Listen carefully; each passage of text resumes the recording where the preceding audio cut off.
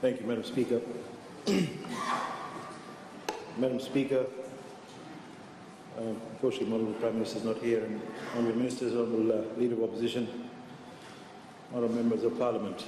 Firstly, might I take this opportunity to offer my sincere apologies to the Torrentino, to Namosi, to Matitambo for the oversight on the part of my ministry during the MSBD disbursement in Navoro on last Saturday. Madam Speaker, thank you for allowing me the opportunity to deliver my ministerial statement on the exceptional performance of the Fijian tourism industry and the initiatives undertaken by the Ministry of Industry, Trade and Tourism in ensuring the industry's sustainability and its development and contribution to uplifting the lives of all Fijians.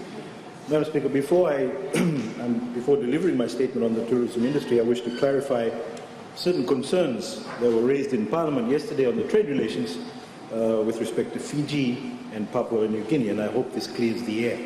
Madam Speaker, first and foremost, Fiji and PNG, Madam Speaker, have had a cordial and healthy trade relations, and which is actually governed by the World Trade Organization and the MSG trade agreement. The PNG Minister for Trade, Honourable Richard Maru, had asked Fiji to consider opening pathway for PNG-made products, such as ox and palm, corned beef, trukai rice and lei biscuits. As per the processes and procedure, the Ministry of Industry, Trade and Tourism requested the Biosecurity Authority of Fiji, as the competent authority, to undertake an import risk assessment. This, Madam Speaker, is part of the process that needs to be followed for any new plant or animal product that is being considered for import. Now, this is in line with Article 2 of the WTO Sanitary and Phytosanitary SPS agreement relating to the rights and obligations, and is also consistent with Article 15 of the MSG trade agreement.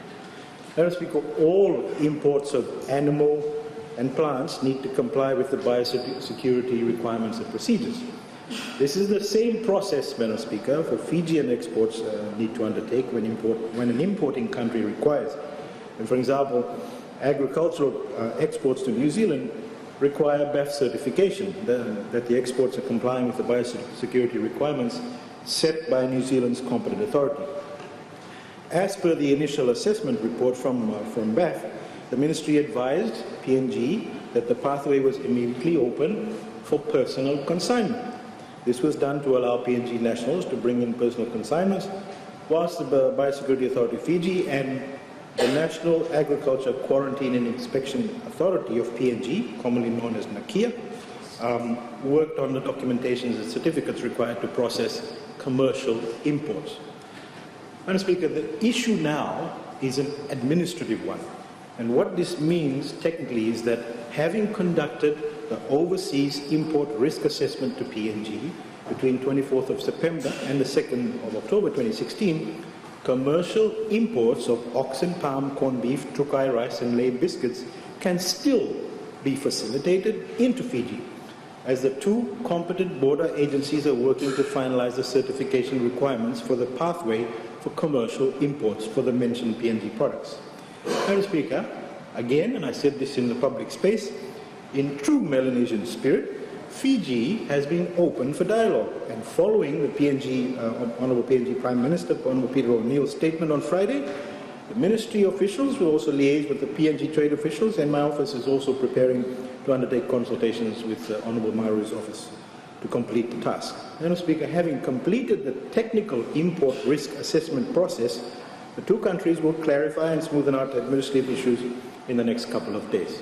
Be rest assured, we value PNG. We will always value PNG as we have done earlier. PNG is a very important market for Fiji, and we will not any form of miscommunication tarnish that important trade relation between the two countries, contrary to the belief on the other side. In the recently signed Melanesian Free Trade Agreement, MFTA, by Fiji this year, our cooperation with PNG will now extend to trade and services, investment and labour mobility. Madam Speaker, now moving on to the tourism industry, and I hope that clears the air for the Honourable Member who did raise that question earlier on. Moving on to the tourism industry and other government initiatives that is contributing to the improvement of livelihoods of all Fijians. Madam Speaker, following the devastation of Tropical Cyclone Winston over a year ago, the nation bounced back faster than anybody expected. A lot of this was attributed to the resilience of the tourism sector. Amidst the destruction, the tourism industry stepped up and ensured that they kept the economy going, and the industry, Tourism Fiji and Fiji Airways joined forces to tell the world that Fiji was open for business. Madam Speaker, this is a very important point, and this is not mere words, Madam Speaker. The annual figures recorded a 5% growth in visitor arrival, or a total of 792,320 visitors for 2016, and in comparison to 754,835 in 2015. The growth trajectory for visitor arrivals is expected to continue, and without a doubt we will surpass the forecasted visitor arrivals of 831,936 for this year. It should also be noted that there has been a strong increase in visitor arrivals from the Chinese market, totaling about 40,174 for last year, which is a 7% increase compared to the previous year. Madam Speaker, the Ministry recognizes the need to make Fiji China ready, and through strategies such as facilitating the first Chinese tour guide training for our local tour guides, we are preparing our industry well. The training was done in partnership with the Guangdong Tourism Bureau in February this year. And in addition to all of that, Madam Speaker, the Indian market is also growing at a fast rate, now being the second largest outbound market in the world. India, like China, is an emerging market for Fiji and is a high-yielding one with a higher than average spend than some of our average travelers. And with the recent signing of the code-sharing agreement between Fiji Airways and Jet Airways, it is anticipated that there would be a significant increase in the volume of travel, as it would be easier for Indian nationals to book tickets directly from a number of destinations in India, from India to Fiji. Furthermore, Madam Speaker, the tourism sector is still the highest foreign income earner. In 2015, tourism earnings were recorded at around $1.56 billion, a 10.3% increase from $1.4 billion recorded in 2014. And these also included the highest spenders, nationals from Japan, UK and Canada. The Fijian government, Madam Speaker, is confident that tourism will maintain its status as Fiji's largest economic sector, contributing about 30% towards Fiji's national gross domestic product. Madam Speaker, foreign and direct investments have contributed towards expansion of the tourism industry, and some of the major investments include Kokomo Resort, Wyndham Silk Road Arc Hotel, the Marriott Momi Bay Resort, and the Pullman in Nandi. In 2016, tourism investment projects comprised of 60% of total foreign direct investments registered, which were valued at around $933.38 million. Madam Speaker, whilst we welcome foreign investments, the government is ensuring that developments are carried out in a sustainable manner, which follows stringent standards and practices. In this regard, the Ministry has embarked on the development of the Fiji National Tourism Development Plan, also known as the Fijian Tourism 2021, and the objectives of which are to support development of a sustainable and inclusive tourism sector, catalyze visitor expenditure and tourism yield, and create a conducive environment for sustainable increase in visitor arrivals. For the past few weeks, Madam Speaker, the Ministry has been conducting consultations with stakeholders on this plan, which will guide the tourism industry in achieving the target of 2.2 billion Fijian dollars by 2021. In realization of this target, Madam Speaker, the Ministry, through an integrated, multi-pronged approach, will work in a coordinated, concerted manner with all relevant government, non-government organizations and private sector stakeholders. Madam Speaker, my recent visit to Madrid, Spain, for the launch of the 2017 International Year of Sustainable Tourism for Development, I was given the opportunity to address a gathering of tourism leaders, which included the Minister of Tourism from 57 different member countries of the United Nations World Tourism Organization. Madam Speaker, it was an opportunity to reiterate Fiji's position as the President of COP23 on mitigation of climate change and our efforts in the promotion of sustainable development policies and practices. As the first Pacific Island nation to hold this position, a fact that we should be very proud of, Madam Speaker, Fiji will be championing the suppressed voices of the oceanic region to be audible on the global front. And in this regard, Madam Speaker, the Ministry is ensuring that the principles of sustainable tourism is embedded in the tourism plan, and furthermore, the Ministry will spearhead key activities to mark the International Year of Sustainable Tourism for Development. Madam Speaker, Fiji has a strong reputation of a sun, sea and surf destination. However, the sector has tremendous opportunities in niche and high-end products that needs to be explored to be able to maximize the returns. And we will continue to develop and value add to our current tourism products to build an industry that is resilient, productive, and focuses on quality. And therefore, the tourism plan identifies a number of key products such as the MICE segment and sports tourism, which contributes to the social, cultural, economic, and infrastructural development of the country. Sports tourism, Madam Speaker, is regarded as a high-value market given its potential to increase visitor numbers and spend, especially during the off-peak season. It is for this reason that we will continue to invest in this market, as the benefits derived are both measurable and incalculable in terms of international marketing mileage, in terms of raising Fiji's profile and ability to host such events of international standards, attracting interest and investment from international sporting institutions, attracting sports tourists, boosting economic activity, benefiting local communities, and providing a platform to incorporate social and cultural features of Fiji into the overall tourist experience. Madam Speaker, some international events hosted in the country include the World Surfing League, Super Rugby, and Stand-Up Paddleboard. And we have also won the bid to host the Interhash in 2018, which is expected to bring in about 5,000 people into the country at the same time. And of course, the Netball Youth World Cup in 2021. Madam Speaker, as identified in the tourism plan, having the right infrastructure, connectivity, and accessibility are crucial in attracting new segments for visitors. For example, the $105 million investment in the refurbishment of Nanti Airport has modernized our international gateway and will lift the standards of our airport services and the aviation industry, making it globally competitive. Madam Speaker, the Ministry, through investment, Fiji will also strengthen engagement with all the stakeholders to facilitate and fast-track foreign direct investments. The Honourable Prime Minister has taken a special interest in this particular area. Madam Speaker, in order to attract high-yielding visitors, Fiji needs to also provide world-class shopping experience. In this regard, the new proposed services and manufacturing zone in Lautoka will potentially cater for such investments. Furthermore, the community awareness programs and skills training for our local tourism operators are being organized by government and key stakeholders to encourage participation of local communities in tourism development. Madam Speaker, recently a training for local chefs was held in the Yasawas by internationally renowned chef Colin Chung. And this training was special as it promoted contemporary island cuisine using only our Fijian-grown produce.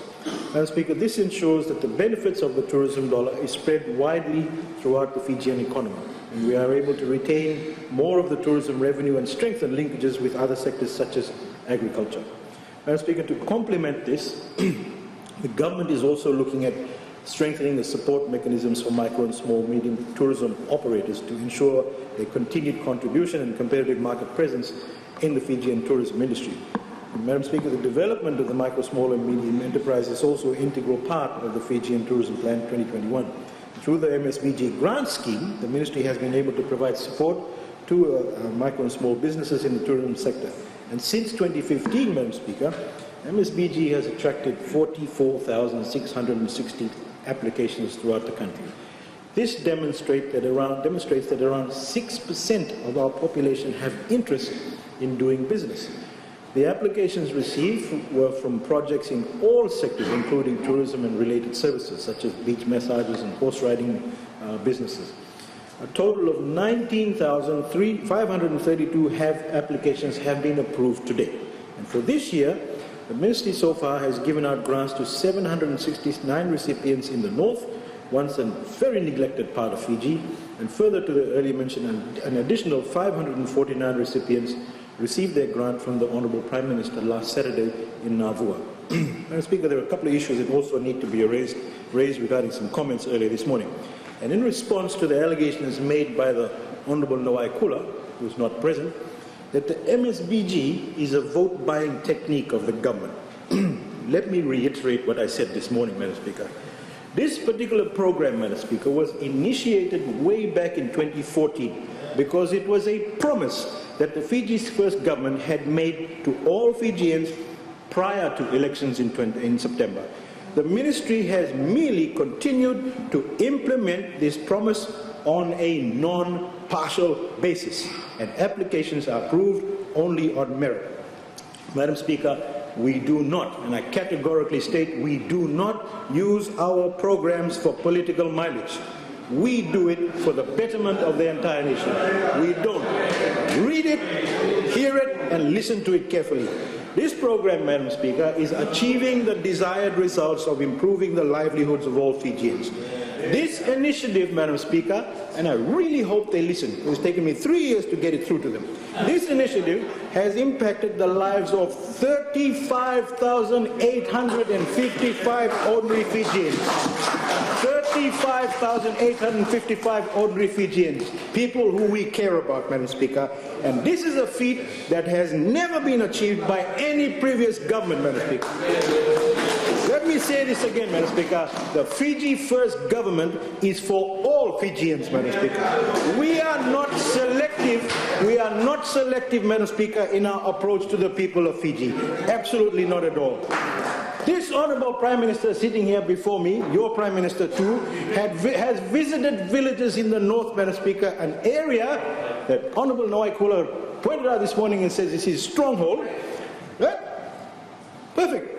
For years, Madam Speaker, for years, these areas have been forgotten, Madam Speaker, and neglected by previous governments, Madam Speaker.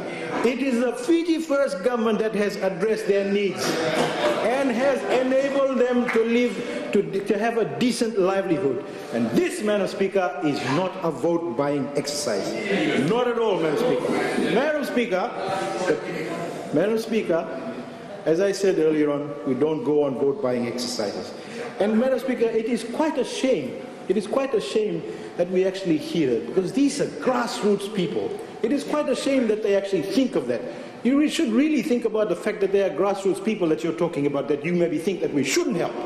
Madam Speaker, the preliminary results of the monitoring and evaluation of the recipients indicate a 60% success rate so far, and that, to respond to Honourable Radusela Nanovo, is a 60% success rate. This is based on the assessment conducted in parts of the Western and Central Division prior to Tropical Cyclone Winston. And I wish to emphasize here that the Ministry will continue with this exercise. Again, Madam Speaker, I want to clear the confusion of the opposition with regards to the MSBG scheme, and where the Honourable Member had referenced, Honourable Dulaki Birata has referenced this morning, that the Lawaki Village Bakery is part of the MSBG scheme and a failed project is what he called it. Firstly, let me point this out, Honourable Dulaki Birata. The Lawaki Village Bakery is not part of the MSBG scheme. Get your facts correct.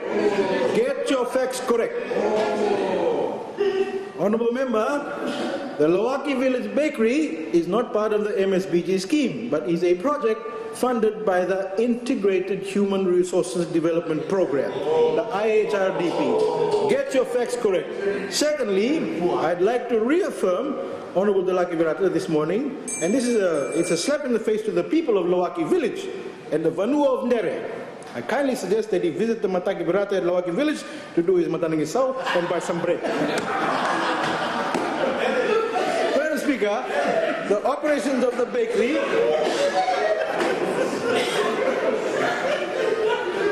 Madam Speaker, the operations of the bakery has picked up after temporary closure due to Cyclone Winston of QVS, and which is one of its main customers. In fact, within 3 months of operations, the bakery had generated income of $25,000 and has deposited $14,000 in the IHRDP trust fund. The funds are still being held in trust. This is evidence of how well this bakery is doing, Madam Speaker, in his own backyard. It's amazing, Madam Speaker, how the opposition pours scorn on all the activities that government undertakes to help our grassroots people. Maybe, just maybe, they are exacerbating their very decreasing popularity. But that's okay. Please go ahead and exercise as much exacerbation as you want. Madam Speaker, I wish to thank you for allowing me the floor, to take this opportunity to take the floor and deliver my statement. Thank you very much. I now call on the Leader of Opposition, Honourable Designate, to speak in response. Thank you, Madam Speaker. I rise to reply to the ministerial statement by the Minister of Trade and Tourism, Industry and Mineral Resources. At the outset, it's very comforting that the situation in Papua New Guinea is stable, given with his assurance. But can he just make sure that him and his counterpart in Papua New Guinea are on the phone regularly on things like this? Because we don't want to hear statements in the press made by the Honorable Minister in Papua New Guinea saying we are determined to halt trade with Fiji. Now, he's an honorable member of a parliament in Papua New Guinea. For him to make that statement would indicate that maybe the phone lines are not working. And at that level, Madam Speaker, we would ask the Honorable Minister, who speaks about the Melanesian spirit, to be a bit more accommodating. Perhaps the way he handles things is not in the Melanesian spirit, hence the statement that was made yesterday. And just imagine the level of anxiety with our traders when they read that by these gentlemen from Papua New Guinea saying, I am determined to halt trade with Fiji. And that's $31 million US a year, not small change. So thank you, Honorable Chair, Minister, for reassuring the House that everything is okay, but maybe in the Melanesian spirit, pick up the phone and talk to him instead of having these spats in public. Thank you. Madam Speaker, on tourism, yes, it is the #1 industry in the country, and we applaud that, and it has been there since the late 50s. Of course, my colleagues in Fiji Affairs want to have all the kudos for all the record numbers. But let me just remind them that in 2006, Fiji had 560,000 visitors. Maldives had 600,000. 2016, Maldives 1.3 million. Fiji 792,000. Somewhere along the line, Fiji dropped the ball. And we know exactly what happened in 2006 and what has hampered the growth in tourism. Madam Speaker, the Honourable Minister speaks about strict guidelines on development. And Madam Speaker, let me just plead with his House, with Parliament, that in my area in Andronganabasa in the Western Division, huge swathes of land and golingolis are being earmarked for development. And they are confused to the extent of being frightened at the scale of the development that is happening.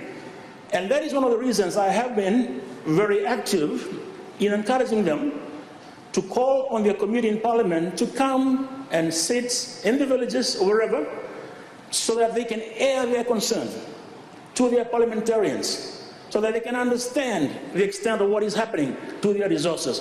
We are talking about golingolis that will go for 99 years. We are talking about land that will go for 99 years. Surely the least we can do as leaders of this country is to take our parliament to them, or them to come to a parliament, and let them air their views. It's a free country, and they have their parliament. We should not deny them the opportunity to talk to their parliament. We tend to believe that because the executive is driving this process, that it is all acceptable to them. The executive have a top-down approach in the way they do things. In this manner, it comes from the bottom up. Somewhere along the line, the two will merge. We're not saying we don't want development, but all we want to have is for people to understand fully what is at stake. So, Madam Speaker, I know the ruling has been made, but please, if we can really look at that, we are talking about huge resources. We are okay. We don't have cash. We are poor. All we have is our resources. Just give us that opportunity, those windows, those platforms where we can speak freely about our ngolingoli, about our land, about everything that we surrender for development of this country. That is all I ask, Madam Speaker. We now have a parliament, and we tell them, use your parliament. So please, for us, I speak for Nandonganabasa, I speak for the West. Whenever there is a huge development, please enable them. Enable them. Allow them to air their views. Allow them the opportunity to speak freely, to understand what will happen to them. If we don't, it'll be still like the days of the old, where land was given over a pipe over something insignificant if we don't. So here we have a parliament, Madam Speaker, I'd like us to allow them to continue to have dialogue with their parliament. Thank you. Thank you. Madam Speaker. Now I'll call upon the leader of the NFP or his designate to speak in response. Thank you, Madam Speaker. I'm actually amazed with the level of arrogance and egoistic grandstanding from some of the ministers on the other side that I keep wondering whether, you know. Just referred to me as egoistic. I think you should retract that statement, Madam Speaker. At any time that if I've ever raised something, I don't venture into that particular territory. You can't call me that kind of a name. I think you should retract that, Madam Speaker. Thank you, Honourable Member. Your intent was very clear. I would like you to withdraw those words. Withdraw, Madam Speaker, as directed by you. Let me also say, with respect to the Minister's statement on the trade issue with Papua New Guinea, and obviously he didn't talk about that because the PNG Foreign Minister said that they were actually dealing with a dishonourable government. So he may want to correct that as well. Madam Speaker, the issue of tourism growth, yes, we acknowledge the numbers and we acknowledge the fact that the tourism industry is very, very important.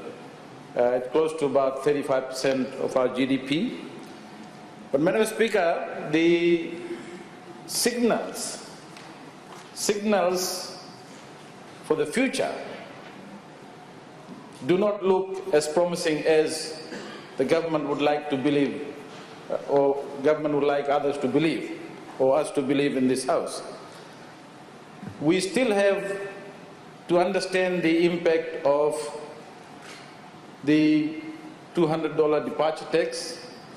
We have to understand the impact of the STT, 10%, 6% environmental levy with 9% VAT. I think the full impact of that on the tourism industry in terms of our pricing competitiveness will be determined later. The other point that I want to make, Madam Speaker, with respect to the tourism numbers, and I've said this in Parliament before, I think we already have an overprotected national carrier. That's another issue, and we may want to have some debate on it later. But with respect to tourism numbers from Australia, which comprises close to about 50%, the declining trend is a worry, because comprises 50% of our total numbers. I note that we have an ASA with India now, but we also need to have one with China, because I think the number of Chinese tourists has the potential to grow even further. The Nandi-LA route, I mean, we have code shares with the American Airlines, we have Air New Zealand, we have Qantas, and all of them seem to be doing well. So it's not an issue for us to engage with more ASAs and open up, because ultimately it's the connectivity, it's the airline connectivity that is going to determine whether we actually have 1 billion tourists in the future. So those are issues that we need to consider. And talking to industry players, I mean, the industry players are pretty concerned about it, Madam Speaker. They may not be saying it to the government, the ministers, obviously, but they obviously are talking to people like us, they're talking to others, and they are concerned about the impact of this in the future. I mean, we can laugh about it, but it's not a laughing matter. It's an issue that you and others don't understand, and the industry players do that. On the micro and small enterprise grants, Madam Speaker, and I note the Minister quite emphatically said, this is not, we're not campaigning.